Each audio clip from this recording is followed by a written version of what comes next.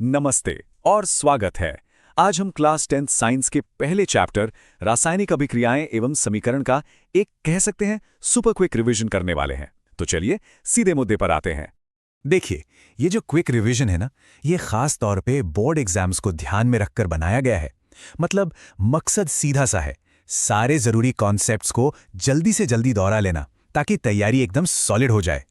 तो आज का हमारा रोड मैप क्या है?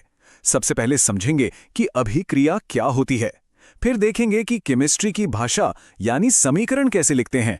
उसके बाद आएंगे अभिक्रियाओं के प्रकार पर, फिर ऊर्जा का खेल मतलब ऊष्माक्षेपी और ऊष्माशोषी, फिर रेडॉक्स को समझेंगे और आखिर में देखेंगे कि ये सब हमारी रोज की जिंदगी में कहाँ काम आता है। तो चलिए शुरू करते हैं सबसे पहले और सबसे बेसिक सवाल से। आखिर ये रासायनिक अभिक्रिया, ये केमिकल रिएक्शन होता क्या है?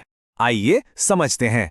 बहुत सिंपल है। जब एक या एक से ज्यादा चीजें या कह लें पदार्थ आपस में मिलकर कुछ बिल्कुल नया बना दें जिसके गुण पहले वालों से एकदम अलग हों, बस वही है रासायनिक अभिक्रिया।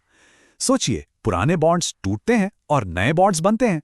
सबसे बढ़िया एग्जाम्पल, दूध से दही का बनना।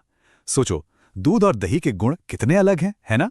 बस यही है केमिकल रिएक्शन। अच्छा, अब सवाल यह है कि पता कैसे चले कि कोई रिएक्शन हुआ भी है या नहीं। तो इसके लिए ना कुछ पक्के संकेत होते हैं। जैसे अगर किसी चीज़ का रंग बदल जाए या अचानक उसका तापमान बदल जाए, मतलब वो गर्म या ठंडी हो जाए, या फिर उसमें से कोई गैस निकलने लगे, या उसकी अवस्था ही बदल जाए, मतलब सॉलिड से लिक्विड या गैस बन जाए। इनमें से कुछ भी दिखे तो समझ जाना कि बॉस केमिकल रिएक्शन हो गया है।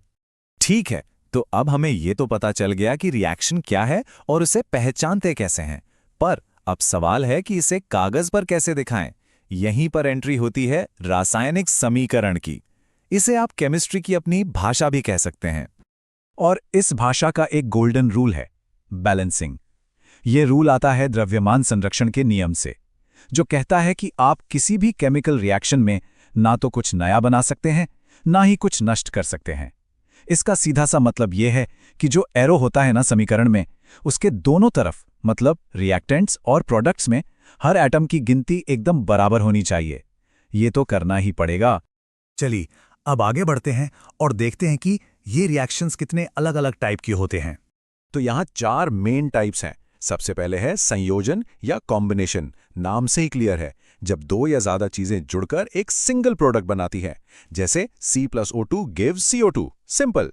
फिर है वियोजन यानी डीकॉम्पोजिशन। ये संयोजन का ठीक उल्टा है। यहाँ एक चीज टूटकर दो या ज्यादा में बंट जाती है। फिर आता है विस्थापन या डिस्प्लेसमेंट। इसमें एक ज्यादा पावरफुल एलिमेंट आता है और कम पावरफुल वाले को उसकी जगह से हटा देता है। और आखिर में है द्विविस्थापन मतलब डबल डिस्प्लेसमेंट। इसमें तो बस आयंस की अदला बदली हो जाती है। एग्जाम्पल्स को ध्यान से देखिए, सब क्लियर हो जाएगा। अब बात करते हैं एनर्जी की। देखिए, हर केमिकल रिएक्शन में एनर्जी का कुछ ना कुछ लेना देना जरूर होता है। या तो रिएक्शन में एनर्जी बाहर निकलती है या फिर वो एनर्जी को सोख लेता है। यहां दोनों में फर्क बिल्कुल साफ है। ऊष्मक्षेपी यानी एक्सोथर्मिक, एक्सो मतलब एग्जिट यानी बाहर निकलना, तो इसमें हीट बाहर निकलती है और आसपास की जगह गर्म हो जाती है। जैसे जब हम सांस छोड़ते हैं तो वो एक एक्सोथर्मिक प्रोसेस है। और दूसरा है ऊष्माशोषी यानी एंडोथर्मिक। एंडो मतलब अंदर आना, तो इसमें हीट सोख ली जाती है और माहौल ठंडा हो जाता है। इसका सबसे बेस्ट एग्जाम्पल है फोटोसिंथेसिस, जिसमें पौधे सूरज की एनर्जी को सोखते हैं।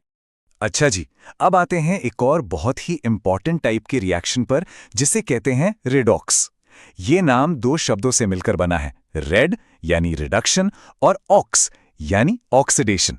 तो चलिए समझते हैं कि ये क्या है। इसे याद रखने का एक बहुत ही सिंपल तरीका बताता हूं।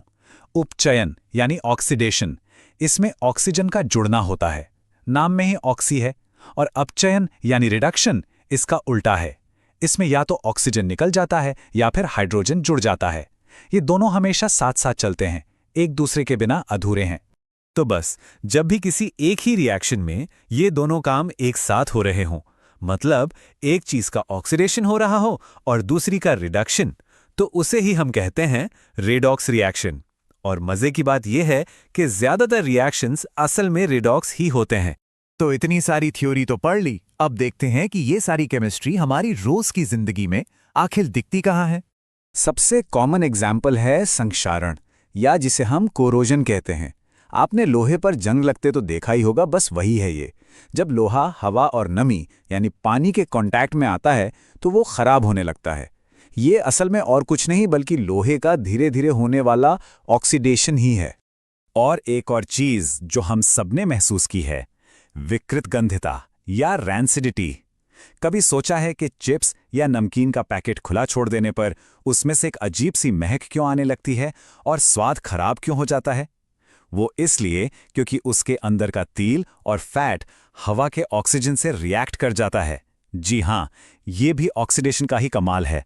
तो इस फटाफट रिवीजन के बाद अब एक सवाल सबके लिए छोड़कर जा रहा हूं। जरा अपने आसपास नजर दौड़ाइए और सोचिए, और कौन कौन सी रासायनिक अभिक्रियाएं हैं जिन्हें अब पहचाना जा सकता है। सोचकर देखिए, खाना पकाने से लेकर मोमबत्ती के जलने तक केमिस्ट्री तो सच में हर जगह है।